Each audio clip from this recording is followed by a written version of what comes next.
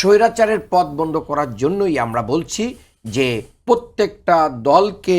যে মৌলিক সংস্কার যদি হয়ে যায় তাহলে সেখানে স্বৈরাচারের পথ বন্ধ হবে। তার কারণেই আমরা বলছি যে পিয়ার পদ্ধতিতে নির্বাচন হলে বাংলাদেশের স্বৈরাচারের পথ অনেকটাই, আমরা মনে করি যে অনেকটাই কি হবে, এটা বন্ধ হবে এবং আইনের শাসন প্রতিষ্ঠিত হবে। বিশেষ করে সাংবিধানিক প্রতিষ্ঠান যেগুলো আছে, মানবাধিকার কমিশন, পিএসসি থেকে শুরু করে নিয়ে বিচার বিভাগ যেগুলো আছে, যেগুলো সাংবিধানিক প্রতিষ্ঠান, সেগুলোকে যদি আমাদের প্রধানমন্ত্রীর কার্যালয় থেকে পৃথক করা হয় এবং প্রধানমন্ত্রী এবং প্রেসিডেন্টের ক্ষমতার ভারসাম্য করা হয়, তাহলে আমার মনে হয় যে এই জায়গাটা অবশ্যই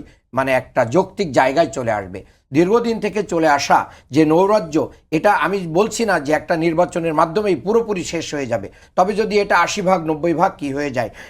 কমে আসে, তাহলে এটা আমাদের জাতি হিসেবে আমাদের জন্য অনেক বড় সফলতা।